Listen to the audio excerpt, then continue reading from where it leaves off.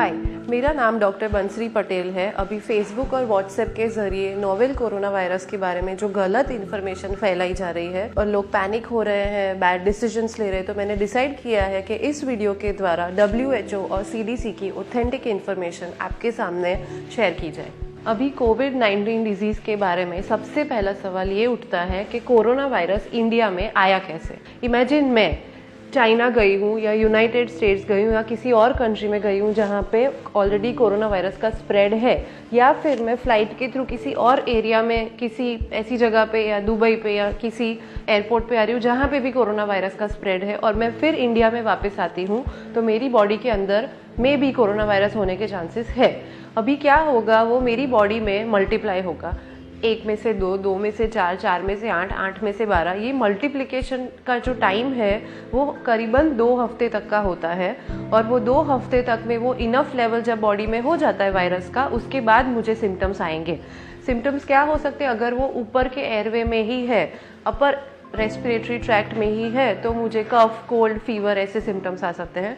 अगर वो सीवियर मतलब मेरे लोअर रेस्पिरेटरी ट्रैक्ट में, लोअर एयरवे में जा रहा है, जैसे लंग्स को अफेक्ट कर रहा है, तो न्यूमोनिया हो सकता है। अगर सिर्फ अपर एयरवे का इन्फेक्शन है तो हम उसके फीवर के लिए पैरासीटामोल ले सकते हैं। अगर कंजेशन है तो उसके लिए डीकंजेस्टेंट दवाई ले सकते हैं। अगर कफ है उसके लिए कफ सिरप ले सकते हैं। पर अगर वो लोअर एयरवे में है और लंग्स को अफेक्ट किया है तो हमें हॉस्पिटल में जाना पड़ेगा और वेंटिलेटर सपोर्ट की ज़रूरत पड़ेगी, क्योंकि उसमें सांस लेने में भी तकलीफ होती है। इंक्यूबेशन पीरियड के टाइम पे जो वायरस मल्टीप्लाई हो रहा है, पर वो शुरुआत के 2-3 दिन में इतना मल्टीप्लिकेशन तो हो ही जाता है कि मैं वायरस स्प्रेड कर सकती हूँ। मतलब आप समझ रहे हो कि शुरुआत के 2-3 दिन में मुझे सिम्टम्स नहीं है, पर मेरे सिक्रीशंस में, ओरल और नेजल सिक्रीशंस में वो वायरस मैं दूसरों में स्प्रेड कर सकती हूँ। उसका मतलब हुआ ये जो इंक्यूबेशन पीरियड वाला टाइम है, वो पेशेंट को हम हेल्दी कैरियर बोलते हैं। मतलब वो हेल्दी है, सिम्टम्स नहीं बता रहे, अगर वो बाहर जाते हैं तो वो किसी और में डिजीज स्प्रेड कर सकते हैं।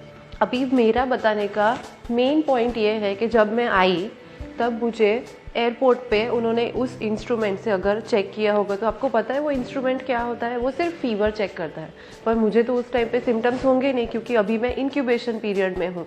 तो जो मेरा ये मतलब है कि जो भी लोग बाहर से आ रहे हैं, प्लीज़ उनको आइसोलेशन में रखा जाए 2 हफ्तों के लिए। अगर 2 हफ्ते के बाद वो सिम्टम्स दिखा रहे हैं तो उनको हॉस्पिटल में भेजा जाए, और अगर सिम्टम्स नहीं दिखा रहे फिर उनको जाने दे सकते हैं। अभी जो कोरोना वायरस को डायग्नोस करने के लिए टेस्ट है, वो टेस्ट भी सिर्फ 90% सेंसिटिव है। 90% सेंसिटिविटी का मतलब ये हुआ कि टेस्ट करने में सिर्फ 90% लोगों में वो पॉजिटिव आएगा, रिमेनिंग 10% लोगों में वो नेगेटिव भी आ सकता है कोरोना वायरस इन्फेक्शन होने के बावजूद। अब मुझे जैसे कि सिम्टम्स आए, या मुझे माइल्ड सिम्टम्स थे तो मैंने घर पे ठीक किया, मुझे जब सीवियर सिम्टम्स थे तब मैं हॉस्पिटल में जाके मैंने ट्रीटमेंट लिया। अब बॉडी के अंदर वो वायरस के अगेंस्ट क्या होता है? तो बॉडी के अंदर उसके अगेंस्ट लड़ने का इम्यूनिटी डेवलप होता है, जिसको हम मेडिकल लैंग्वेज में एंटीबॉडीज बोलते हैं। वो एंटीबॉडीज कोरोना वायरस के सामने लड़के उसको ख़त्म कर देता है और हम ठीक हो जाते हैं, रिकवर हो जाते हैं, या फिर अगर वो इम्यून सिस्टम अच्छा नहीं है तो वो सीवियर स्टेजेस तक जाते हैं और शायद डेथ भी हो सकता है। अभी चलिए बात करते हैं कि कोरोना वायरस स्प्रेड कैसे होता है। सबको ये है कि जो कोरोना वायरस है वो हवा में है। अगर हवा में होता तो अभी तक वो कितने सारे लोगों को हो चुका होता, पर नहीं, ये गलत मान्यता है। जो कोरोना वायरस का रूट ऑफ ट्रांसमिशन अगर देखा जाए तो वो मेजर 2 टाइप का होता है। एक है पर्सन टू पर्सन ट्रांसमिशन, मतलब मुझे अगर कोरोना वायरस है, मैंने कॉफ और स्नीज किया, तो मेरे आसपास में, मेरे नज़दीक जो भी लोग होंगे उनमें वो इन्फेक्शन स्प्रेड हो सकता है। या फिर दूसरा होता है थ्रू फोमाइट्स, मतलब मैंने कॉफ किया और वो हार्ड सरफेस पे जाके गिरा, वो हार्ड सरफेसेस पे 1 दिन तक सरवाइव करता है। कोई आके 1 दिन के अंदर उस जगह पे हाथ लगा के फिर वो अपना हाथ मुंह पे या आंख पे लगाता है, तो हमारी जो थिन स्किन है, आई म्यूकोजा, नेजल म्यूकोजा और ओरल म्यूकोजा के थ्रू वो वायरस दूसरे की बॉडी में अंदर जाता है। तो ये एडवाइजेबल है कि आप कपड़ा रखें जब कॉफ और स्नीज कर रहे हो, आप मास्क पहने, तो आप अगर भी इन्फेक्टेड हो तो वो किसी और में ना जाए, और आप बार बार हैंड वॉश करते रहो हर 3 से 4 घंटे पे।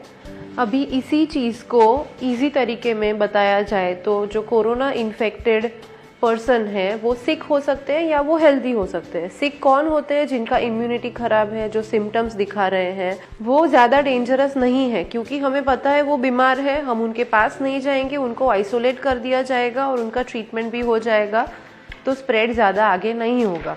पर जो लोग हेल्दी है, जिनका इम्यूनिटी अच्छा है, जो सिम्टम्स शो नहीं कर रहे या फिर वो कोरोना वायरस के कैरियर स्टेज में है, वो ज्यादा डेंजरस है। क्यों? क्योंकि हमें नहीं पता कौन है जिनको कोरोना वायरस का इन्फेक्शन है। वो सब जगह पे जा रहे हैं, नए लोगों से मिल रहे हैं, सोशल गैदरिंग्स में जा रहे हैं और वो और लोगों को इन्फेक्ट करना और स्प्रेड करना डिजीज कंटिन्यू कर रहे हैं। और परसेंटेज के हिसाब से देखा जाए तो सिक लोग केवल 20% है, पर जो हेल्दी कैटेगरी में है वो 80% लोग हैं जो इन्फेक्शन स्प्रेड कर रहे हैं। फॉर एग्जाम्पल, जर्मनी के डॉक्टर सैंड्रा घीसेक ने इजराइल से आए हुए 24 पैसेंजर का टेस्ट किया। उसमें से 7 लोग पॉजिटिव थे कोरोना वायरस के लिए। 7 में से भी 4 लोगों को सिम्टम्स बिल्कुल भी नहीं थे और बाकी 3 लोग जो थे वो सिम्टम्स शो कर रहे थे। Even doctor Sandra was surprised कि जो वायरल लोड मतलब नंबर ऑफ वायरसेस जो सिम्टम्स नहीं शो कर रहे थे इनमें ज़्यादा थे और जो सिम्टम्स शो कर रहे थे उनमें कम थे।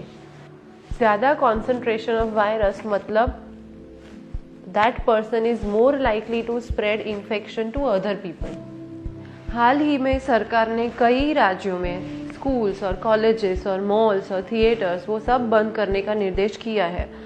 वो एक बहुत ही महत्वपूर्ण कदम ज़रूर है, पर वो काफ़ी नहीं है।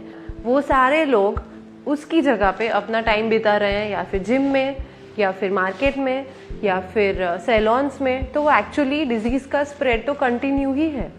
इस चीज़ को अगर प्रॉपर प्रेजेंटेशन में आपको मैं दिखाना चाहूँ तो जैसे कि अभी सब लोग घर में हैं, पर उसमें से बहुत सारे लोग बाहर जा रहे हैं और जितने लोग बाहर जा रहे हैं उसमें से एक जना इन्फेक्टेड हो तो वो दूसरे 2-3 जने को इन्फेक्ट कर सकता है। मतलब आप देख सकते हो कि कितनी मात्रा में स्प्रेड अभी भी बढ़ रहा है। पर अगर एक्सटेंसिव सोशल डिस्टेंसिंग की जाए, एक्सटेंसिव सोशल डिस्टेंसिंग का मतलब है सब लोग अपने अपने ही घर में रहे और जिनको बहुत बहुत बहुत ज़रूरी इमरजेंसी हो उन्हीं को बाहर जाना अलाउ किया जाए, तो आप देख सकते हो कि जो स्प्रेड है वो कितनी मात्रा में कम हो रहा है। इंडिया में अभी 147 केसेस है, पर बहुत सारे केस है जो अनडायग्नोस्ड है, जो बाहर हमारे आसपास ही है। मेरे पड़ोस में इतने सारे लोग हैं जिनको खांसी हुई है पर उनका कोरोना वायरस का टेस्ट नहीं हुआ। हो सकता है वो भी पॉजिटिव हो सकता है आपके घर में किसी को खांसी हो, उनका भी कोरोना वायरस पॉजिटिव हो, वो भी स्प्रेड कर सकते हैं। मतलब हमारी रिस्पॉन्सिबिलिटी अभी यही है कि हम घर पे रहे। China is closing everything, Italy is closing everything, so extensive social distancing is the only solution from today 2 to 3 weeks. मतलब ये आपका पर्सनल रिस्पॉन्सिबिलिटी है। अगर आप डिजीज का स्प्रेड रोकना चाहते हो तो अगले 2 से 3 हफ्तों तक प्लीज घर के अंदर ही रहे।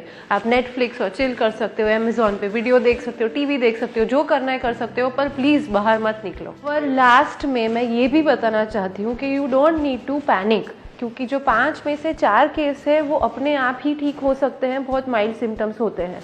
पर एकाध को थोड़े सीवियर सिम्टम्स है तो उनको हॉस्पिटलाइजेशन करके और वेंटिलेटर सपोर्ट देके ठीक किया जा सकता है। पर इमेजिन अगर आपने ये होम क्वारंटीन सब ने घर में रहने का नहीं किया और अगर आप घर से बाहर निकले और इतना ज़्यादा सडन स्पाइक हो गया, इमेजिन 10,000 केस हो गए, हमारे पास 10,000 बेड नहीं है, वो सारे पेशेंट क्या करेंगे। सेम सिनारियो हुआ था चाइना में वुहान में एक साथ बहुत सारे केसेस हो गए थे, सारे हॉस्पिटलाइज हुए, इतने बेड नहीं थे वहाँ पे। उसमें से जो डॉक्टर्स और नर्सेस मतलब हेल्थ केयर प्रोफेशनल थे वो 1,000 जितने बीमार हो गए थे और रिमेनिंग जो 1,000 थे वो सारे घबरा गए थे कि हमें भी बीमारी लग गई तो ये अब बहुत ही सीरियस मैटर है। सो मेरे अकेले या कुछ लोगों के घर में रहने से कुछ नहीं होगा। हम सबको होम क्वारंटीन मतलब घर के अंदर रहना पड़ेगा, वरना आप इमेजिन कर सकते हो इंडिया का पॉपुलेशन कितना है, लोग ट्रक में, बस में, ट्रेन्स में कितना ट्रैवल कर रहे हैं, कितनी सारी सोशल गैदरिंग्स ऑलरेडी हो रही है। अभी ऑलरेडी कोरोना वायरस का स्प्रेड इंडिया में काफ़ी है, जो हमें एक्यूरेट नंबर्स नहीं पता है। So now your actions will determine the course of COVID-19 disease in our country. So there is no choice but to act now.